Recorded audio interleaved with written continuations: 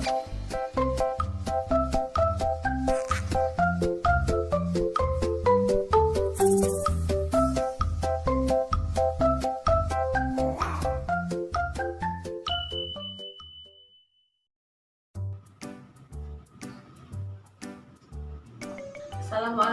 warahmatullahi wabarakatuh. Selamat pagi adik-adik semua.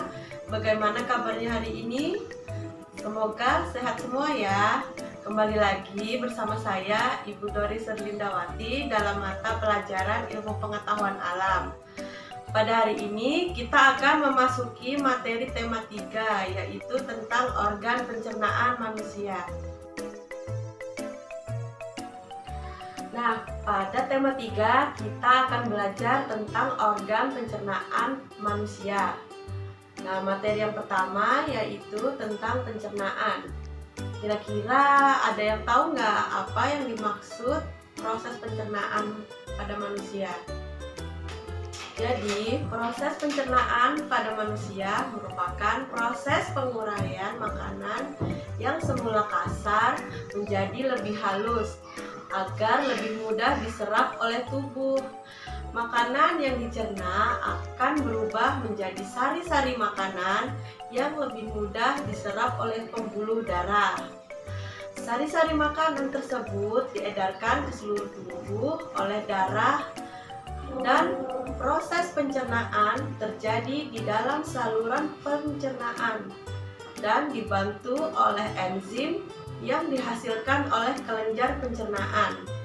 Nah, proses pencernaan ada 2 jenis. Yang pertama, ada pencernaan makanan secara mekanik yang berfungsi menghasilkan makanan menjadi potongan-potongan kecil.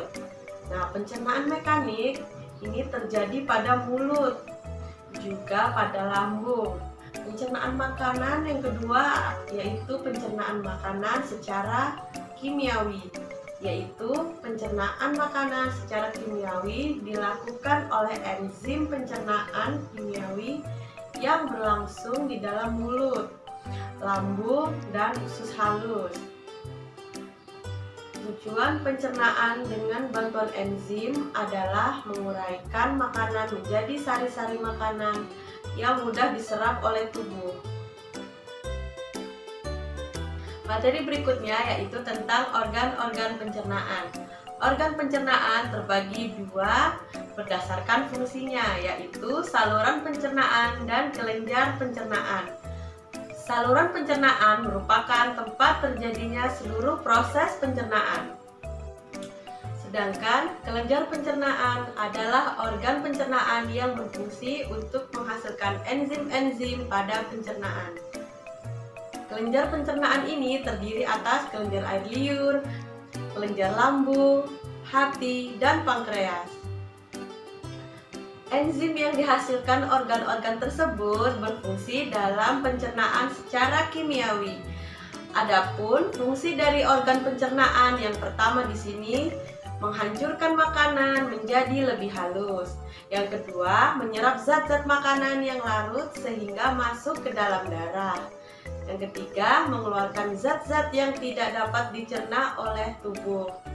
Nah, itulah fungsi dari organ-organ pencernaan. Selanjutnya, kita akan membahas organ apa saja yang terlibat dalam proses pencernaan. Yang pertama, ada rongga mulut. Rongga mulut merupakan pintu masuk makanan ke dalam tubuh. Bagian yang berfungsi mencerna makanan di rongga mulut adalah gigi, lidah, dan air liur. Gigi dan lidah mencerna makanan secara mekanik, sedangkan air liur mencerna makanan secara kimiawi. Gigi berfungsi untuk menghancurkan makanan, sedangkan lidah berfungsi mengatur letak makanan pada saat mengunyah, membantu menelan makanan, dan mengecap rasa makanan.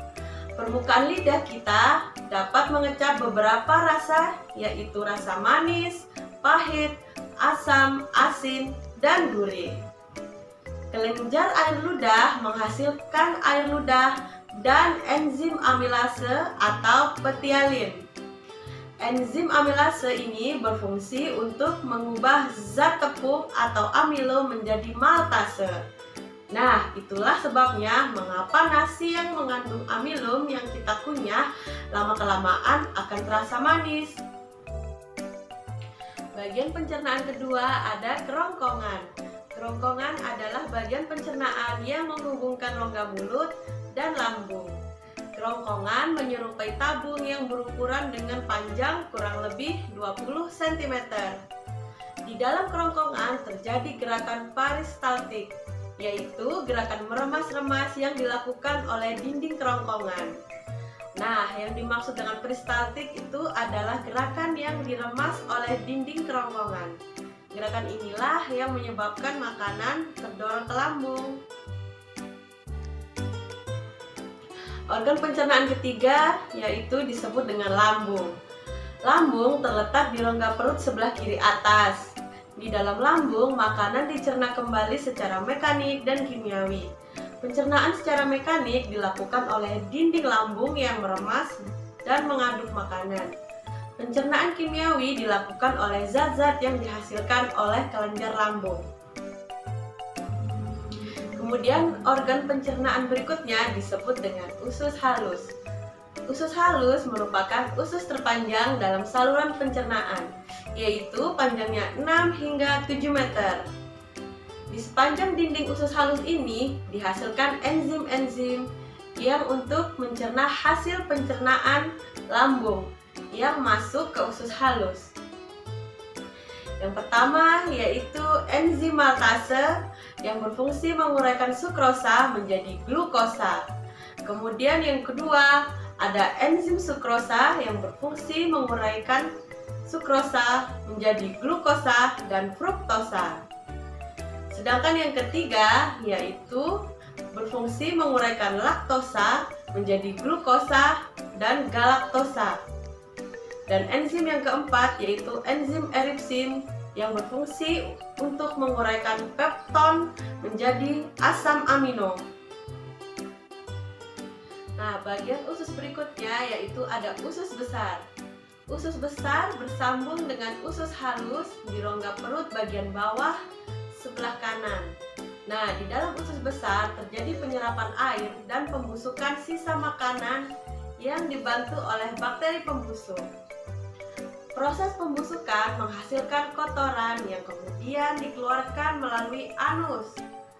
Nah, jadi anus merupakan tempat keluarnya sisa makanan yang sudah tidak diperlukan oleh tubuh manusia dan sering disebut oleh feses. Nah, itulah organ-organ pencernaan pada manusia dan fungsinya. Cukup sekian pada pembelajaran hari ini. Wassalamualaikum warahmatullahi wabarakatuh. Sampai jumpa di lain kesempatan ya.